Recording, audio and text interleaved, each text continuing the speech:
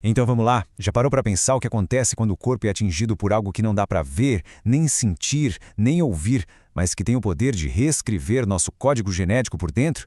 É exatamente isso que a gente vai desvendar, a jornada de uma verdadeira bala invisível através do corpo humano. É uma velocidade que a gente nem consegue imaginar. Sério.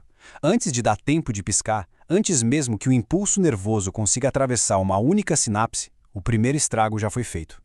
Esse é o ponto de partida para uma cascata de eventos que pode durar de um piscar de olhos até décadas. Bem, a consequência mais famosa e mais dramática de uma exposição a altas doses de radiação é a chamada doença da radiação, ou, no termo técnico, a Síndrome Aguda da Radiação, ou SAR.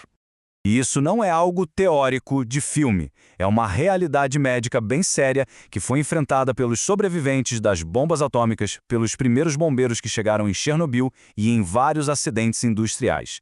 É uma doença grave com um conjunto de causas bem específico. A definição oficial lá do CDC, o Centro de Controle de Doenças dos Estados Unidos, é bem clara. A SAR não é simplesmente ser exposto à radiação, não. É ser exposto a muita radiação no corpo inteiro e tudo muito rápido. O ponto crucial aqui é a destruição das células-tronco, sabe? As células-mãe que reabastecem nosso sangue, nossa pele, nossos intestinos. E para isso acontecer, 5 condições precisam estar presentes. A dose tem que ser gigante, vinda de uma fonte externa e com uma radiação que consiga atravessar o corpo e chegar nos órgãos. O corpo inteiro precisa ser atingido e tudo isso em questão de minutos. Ou seja, fica bem claro que isso não é algo que acontece no raio-x de rotina no hospital. Agora, vamos sair do que é visível e mergulhar no invisível. Para entender de verdade a SAR, a gente precisa voltar para aquele primeiro trilionésimo de segundo e ver a reação em cadeia que a radiação dispara lá no nível molecular. Dá uma olhada nessa escala de tempo. É impressionante. O evento físico inicial é quase instantâneo, mas as consequências biológicas, como a morte de uma célula ou o surgimento de um câncer, podem levar horas, meses ou até anos para aparecer.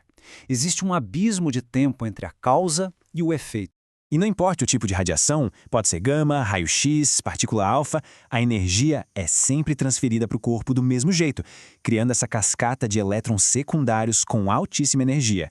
São eles os verdadeiros causadores do caos inicial.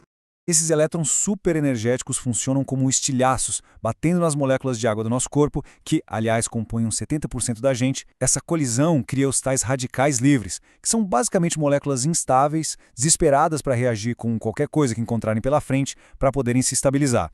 E o que será que esses radicais livres reativos encontram pela frente? Bem, o alvo mais crítico e mais precioso que existe dentro de cada célula, o nosso DNA. Esse diagrama aqui mostra perfeitamente os 2 caminhos para o desastre genético. A radiação pode atacar nosso DNA de 2 maneiras principais, uma direta e outra indireta. A ação direta é exatamente o que o nome diz. Um elétron secundário bate direto no DNA, como uma bola de sinuca. Mas o mais comum mesmo, responsável por 2/3 do estrago, é a ação indireta. É quando o elétron atinge uma molécula de água, cria um radical livre, e aí esse radical livre é que ataca o DNA. É um ataque em 2 etapas. E olha, nem todo dano no DNA é igual. Uma quebra de fita simples é como um arranhão. A célula consegue usar a outra metade da escada de DNA, que está intacta, para consertar. É tranquilo. Agora, uma quebra de fita dupla, aí a coisa fica séria. É como se a escada fosse cortada ao meio. Sem um gabarito para seguir, o reparo vira uma tarefa muito mais perigosa e com alta chance de erro. E só para ter uma ideia, uma dose de 1 a 2 Gray, que já pode causar sintomas leves da doença da radiação, é o suficiente para causar umas 40 dessas quebras de fita dupla numa única célula. Isso sem contar as milhares de outras lesões menores. 40 numa célula só! Mas a história não acaba com o dano. As nossas células não ficam paradas esperando o pior. Elas têm equipes de emergência super sofisticadas, prontas para entrar em ação. Nossas células têm um verdadeiro arsenal de mecanismos de reparo de DNA. São como pequenos exércitos de enzimas que patrulham nosso genoma ao tempo todo, procurando e consertando danos, seja da radiação ou de qualquer outra fonte. E para aquelas quebras de fita dupla, as mais perigosas, existem 2 estratégias principais. A primeira é a NEJR, a equipe rápida e prática. Ela cola as pontas quebradas o mais rápido que dá, mas às vezes acaba perdendo umas letrinhas do código genético no processo. Já a recombinação homóloga é equipe de especialistas. É mais lenta, mas ela usa uma cópia de segurança do DNA para fazer um reparo perfeito, sem nenhum erro. Então, o que acontece quando o dano é tão grande que a equipe de reparo não dá conta? Ou quando o reparo sai errado? Basicamente, a célula tem dois destinos possíveis. As consequências se dividem em duas grandes categorias. Olha só na tabela. Os efeitos determinísticos, como a SAR, são causados pela morte em massa de células. Por isso, a gravidade aumenta junto com a dose, e existe um limite. Abaixo de uma certa dose, eles simplesmente não acontecem. Já os efeitos estocásticos, como o câncer, são causados por mutações genéticas que deram errado. Aqui, a gente não assume um limite seguro. É uma questão de probabilidade. Quanto maior a dose, maior a chance.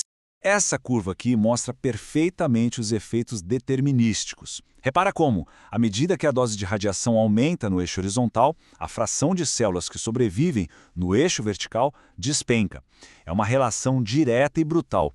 Mais radiação, mais morte celular. E é isso que leva a efeitos como queimaduras ou a falência da medula óssea.